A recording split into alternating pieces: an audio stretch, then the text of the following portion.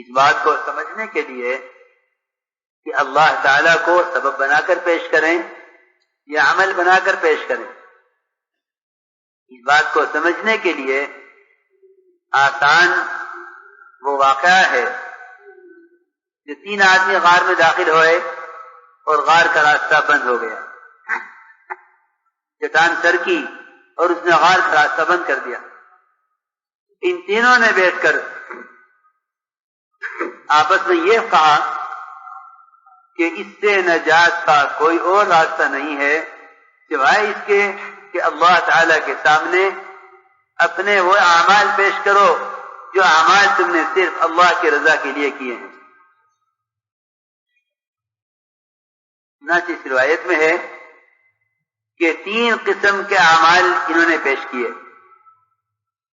ایک نے معاملے میں احسان کا عمل، ایک نے معاشرے میں احسان کیا اس کا عمل، ایک نے اخلاق میں احسان کیا۔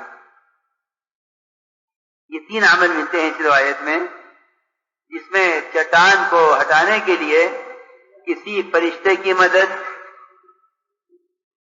یا کسی زلزلے کے جھٹکے کی مدد کے لیے اس کو ہلا دے یا کسی پانی کے سیلاب کی مدد جو اس کو بہا دے، کوئی نہیں، بلکہ تینوں نے یہ طے کر لیا کہ آج نجات کا اور کوئی راستہ نہیں ہے اور یہاں سے نکلنے کا کوئی اور طریقہ نہیں ہے سوائے اس کے کہ اللہ تعالیٰ کو اپنے نیک اعمال پیش کرو۔ چنانچہ ایک نے عمل پیش کیا، اے اللہ میرے بوڑھے ماں باپ، مجھے جنگل سے واپسی میں دیر ہوئی، بکریوں کو چرا کر لایا، وہ سو چکے تھے، میں تمام رات دودھ کا پیالے لے کر ان کے سرانے کھڑا رہا کہ جب اٹھیں گے تو دودھ پلاؤں گا۔ اے اللہ اگر میں نے یہ عمل تیری رضا کے لیے کیا ہے تو تو اس چٹان میں سے ہمیں نکال دے۔ چٹان سر کی لیکن کوئی نہیں نکل سکا۔ میں کہا کرتا ہوں کہ دین مجموعہ ہے اور امت مجموعہ ہے، اور سب سے کم مجموعہ 3 آدمیوں کا ہے۔ چٹان سر کی ضرور، یہ عمل کی قوت ہے۔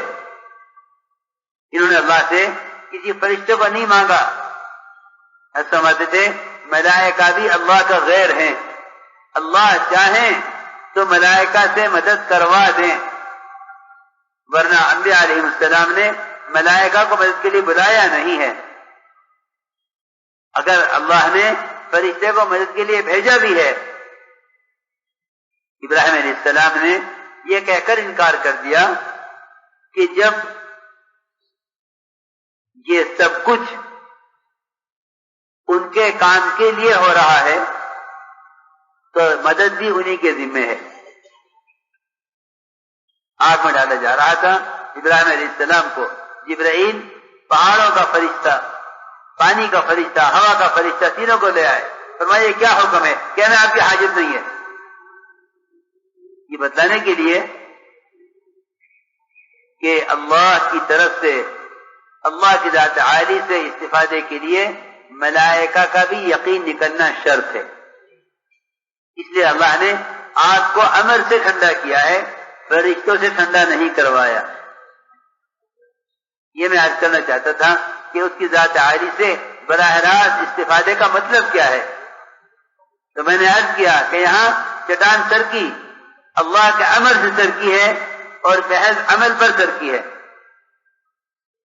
دوسرے نے عمل پیش کیا، معاشرے کی لائن میں احسان کیا، اے اللہ میری چچا کی لڑکی تھی جو مجھے انتہائی محبوب تھی، میں اس سے خلوت چاہتا تھا، وہ اس کے لیے تیار نہیں تھی، پھر وہ قحط ساری مبتلا ہو گئی اور محتاج ہو کر میرے پاس آئی، میں نے اس کو 120 دینار دینے طے کیے، اور اے اللہ میں جب اس کے ٹانگوں کے درمیان بیٹھ گیا برے ارادے سے، اس لیے کہ چاہے معاملات کی لائن کا حکم ہو یا معاشرے کی لائن کا حکم ہو، ایمان کے بغیر اللہ کو یاد نہیں کیا جا سکتا۔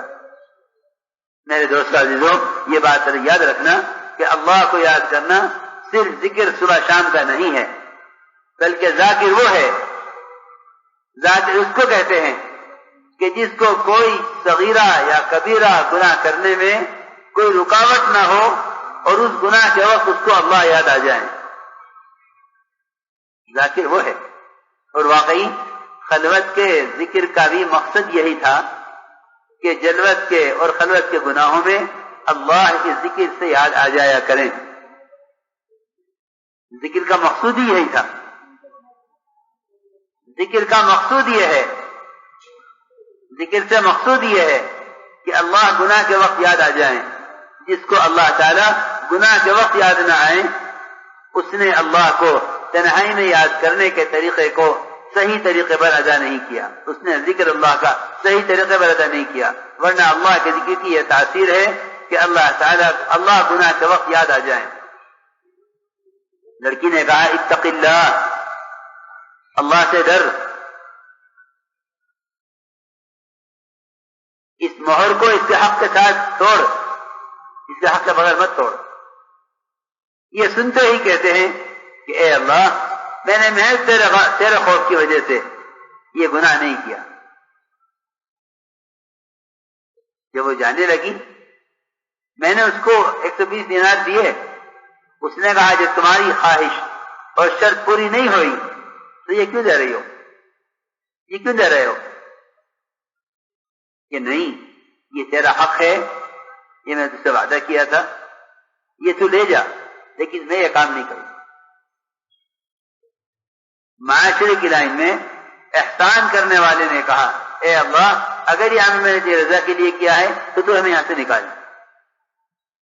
چٹان سر کی لیکن نکلنے کا راستہ نہیں بنا۔ یہ بات یاد رکھنا کہ اس واقعے میں نماز کا، روزے کا، حج اور زکوٰۃ کا کوئی تذکرہ نہیں ہے، صرف معاشرے کی لائن کے اعمال ہیں، صرف معاملات کی لائن کا عمل ہے اور صرف اخلاق کی لائن کا عمل ہے۔ یہ بات یاد رکھنا کہ امت ان 3 لائنوں کے اعتبار سے، معاملات، اخلاق اور معاشرہ، ان 3 لائنوں کے اعتبار سے حکم کو توڑ کر جن چٹانوں میں دبے گی امت عبادات کے ذریعے سے اور اعمال ان حقوق کے ذریعے جو اس کے اللہ کے درمیان ہیں، ان چٹانوں سے اس کے ذریعے نکل نہیں سکتی۔ چنانچہ اسے عمل پیش کیا کہ اے اللہ میں نے اپنے پاس کچھ اجرت پر ملازم رکھے اور مزدور رکھے اور ان سے میں نے کام لیا اور اس کو اس کی مزدوری دینے لگا، لیکن وہ مزدوری چھوڑ کر چلا گیا۔ میں نے اس کی مزدوری سے اس کے لیے الگ مال تیار کیا۔